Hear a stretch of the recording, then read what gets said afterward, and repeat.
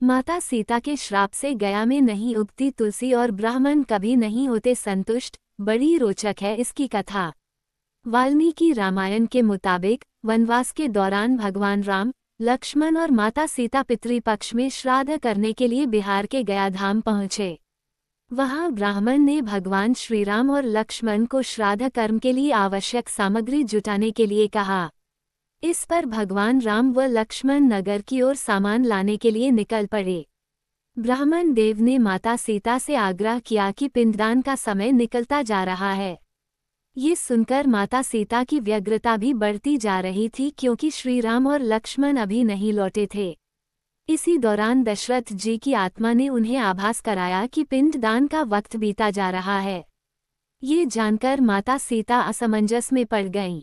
तब माता सीता ने समय के महत्व को समझते हुए ये निर्णय लिया कि वह स्वयं अपने ससुर राजा दशरथ का पिंडदान करेगी। उन्होंने फल्गु नदी के साथ साथ वटवृक्ष, कौवा, तुलसी, ब्राह्मण व गाय को साक्षी मानकर स्वर्गीय राजा दशरथ का पिंडदान विधि विधान के साथ किया। इस क्रिया के उपरांत जैसे ही उन्होंने हाथ जोड़कर प्रार्थना की तो राजा दशरथ ने माता सीता का पिंडदान स्वीकार कर लिया। माता सीता इस बात से प्रफुल्लित हुई कि उनकी पूजा दशरथ जी ने स्वीकार कर ली है। इसके बाद उनके मन में संशय भी हुआ कि प्रभु राम इस बात को नहीं मानेंगे, क्योंकि पिंडदान पुत्र के बिना नहीं हो सकता है। थोड़ी देर बाद भगवान राम और लक्ष्मण सामग्री लेकर आए और पिंडदान के विषय में पूछा। तब माता सीता ने कहा कि समय निकल जाने के कारण उन्होंने स्वयं पिंडदान कर दिया। प्रभु राम को इस बात का विश्वास नहीं हो रहा था कि बिना पुत्र और बिना सामग्री के पिंडदान कैसे संपन्न और स्वीकार हो सकता है।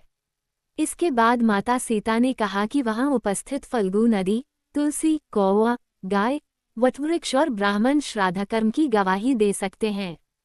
भगवान राम ने जब इन सब से पिंडदान किए जाने की बात सच है या नहीं पूछा, तब फल्गु नदी, गाय, कौवा, तुलसी और ब्राह्मण पांचों ने प्रभु राम का क्रोध देखकर झूठ बोल दिया कि माता सीता ने कोई पिंडदान नहीं किया है। वटवृक्ष ने सत्य कहा कि माता सीता ने सबको साक्षी मानकर विधि पूर्वक राजा दशरथ का पिंडदान किया है। पांचों साक्षी के झूठ बोलने पर माता सीता ने क्रोधित होकर उन्हें आजीवन श्राप दे दिया। इन्हें मिला था श्राप। फल्गु नदी को श्राप दिया कि वह सिर्फ नाम की नदी रहेगी, उसमें पानी नहीं रहेगा। इसी कारण फल्गु नदी आज भी गया में सूखी है। गाय को श्राप दिया कि गाय पूजनीय होकर भी सिर्फ उसके पिछले हिस्से की पूजा की जाएगी और गाय को खाने के लिए दर बदर भटकना पड़ेगा। आज भी हिंदू धर्म में गाय के सिर्फ पिछले हिस्से की पूजा की जाती है। माता सीता ने ब्राह्मण को कभी भी संतुष्ट न होने और कितना भी मिले उसकी दरिद्रता हमेशा बनी रहेगी का श्राप दिया। इसी कारण ब्राह्मण कभी दान दक्षिणा के बाद भी संतुष्ट नहीं होते हैं।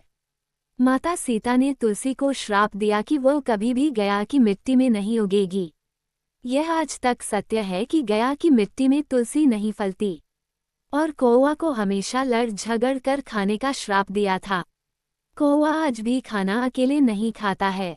दीर्घायु का दिया था आशीर्वाद। माता सीता ने जहां इन पांचों को श्राप दिया, वहीं सच बोलने पर वट वृक्ष को आशीर्वाद दिया कि उसे लंबी आयु प्राप्त होगी। वह दूसरों को छाया प्रदान करेगा। पतिव्रता स्त्री उनका स्मरण करके अपने पति के दीर्घायु की कामना करेगी।